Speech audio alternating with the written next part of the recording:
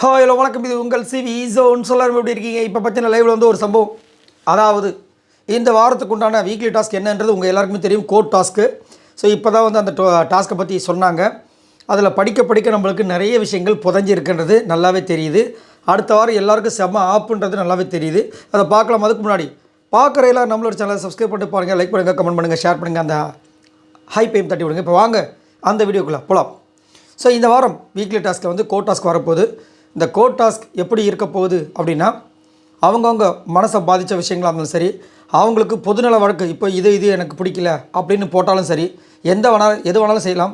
அவங்களுக்கு ஒரு 3 கார்டு கொடுக்கப்படும். அதாவது ஒரு கார்டில் 3 வழக்கு கொடுக்கலாம். அதை வந்து அவங்க பரிசீலனை பண்ணுவாங்க. கன்ஃபர்ஷன் ரூமில் போய் பிக் பாஸ் கூப்பிடும்போது போய் அதை கொடுக்கணும். அவங்க அது ஒர்த்தா இல்லையான்னு சொல்லிட்டு பார்த்து ஒர்த்து அப்படி சொல்லிட்டு கொடுத்துட்டாங்க அப்படின்னா, இவங்க வந்துட்டு அவங்களுக்கு வாதாடுறதுக்கு ஒரு வக்கீலும், அவங்களுக்கு தோதான ஒரு ஜட்ஜும், அதேமாதிரி ஆப்போசிட்டில் இருக்கவங்ககிட்ட உங்கள் மேலே தான் நான் வழக்கு தொடுத்துருக்கேன்னு சொல்லிட்டா, அவங்களும் அதே மாதிரி ஒரு வக்கீலையும் ஒரு ஜட்ஜியும். அதனால தான் நம்ம ப்ரோமோவில் பார்த்துருப்போம் 2 ஜட்ஜி இருந்திருப்பாங்க. இது ஒரு வழக்குக்கும் மாறும். அதேமாதிரி குமாஸ்தாவும் இருப்பாங்க, தவாலியும் இருப்பாங்க. சரிங்களா? இப்போ குமாஸ்தா வந்து எவிடன்ஸ் எல்லாம் நோட் பண்ணி அந்த விஷயங்களாக பண்ணுறது. அப்புறம் தவாலின்றது வந்து இதெல்லாம் கேட்பாங்க போல இருக்குது, வந்து கூப்பிட்டுட்டு வந்து விடுறது, இந்த மாதிரி விஷயங்கள்லாம் பண்ணுவாங்க போல. ஆளுங்களை அரேஞ்ச் பண்ணிட்டு அதுக்கப்புறமா ஜட்ஜை கூப்பிட்ற விஷயங்கள் இதெல்லாம் பார்க்குறது. அதேமாதிரி இதில் ஒரு பெரிய ட்விஸ்ட் என்ன வச்சுருக்காருன்னா, எல்லா வீக்லி டாஸ்க்கும் ஒரு சன்மானம் இருக்கும்ல. இதை நீங்கள் பண்ணினா இது கிடைக்கும், நாமினேஷன் ஃப்ரீ பாஸ் கிடைக்கும், டைரக்ட் நாமினேஷன், இந்த மாதிரி விஷயங்கள் வந்துச்சுல. பட் இந்த வாட்டி இந்த வீக்லி டாஸ்க் பொறுத்த வரைக்கும் நீங்கள் யார், உங்களுடைய விஷயங்களை நீங்கள் உங்களுக்காக பேச போகிறீங்க. உங்களுக்கு எந்த இதுவும் கிடையாது. புரியுதா? என்டர்டைன்மெண்ட் பண்ணுங்கள். அதே மாதிரி ஜட்ஜாக இருக்கிறவங்க உங்களுக்கு அது தப்புன்னு தெரிஞ்சால் கூட சரி. அதாவது உங்களுக்கு அது அன்றைக்கி வந்துட்டு அது வந்து தப்புன்னு தெரிஞ்சிருக்கலாம். ஆனால் ஜட்ஜாக இருக்கும்போது மக்கள் பார்க்குறாங்கன்றத மைண்டில் வச்சுட்டு எது நியாயமோ அதை பேசுங்க. அந்த வழக்காடுறவங்கள அதில் எது பாயிண்ட்ஸ் இருக்கோ அதெல்லாம் பார்த்து எது நியாயமோ அதை பேசுங்க அப்படின்னு சொல்லிட்டு எல்லாம் சொல்லியிருக்காங்க. எனக்கு என்ன தோணுது அப்படின்னு பார்த்தீங்கன்னா, இப்போது இதுக்கு சன்மானம் கிடையாதுன்னு சொல்லிட்டாங்க. கரெக்டுங்களா? அப்போது இது முடியும் போது பெஸ்ட்டு ஒஸ்ட்டெல்லாம் வரும், அது கன்ஃபார்ம். அப்போ அந்த பெஸ்ட்டு வரும்போது அது வந்து தலை போட்டிக்கு கலந்துக்கிறதுக்கு வரும், அதுவும் கரெக்டு.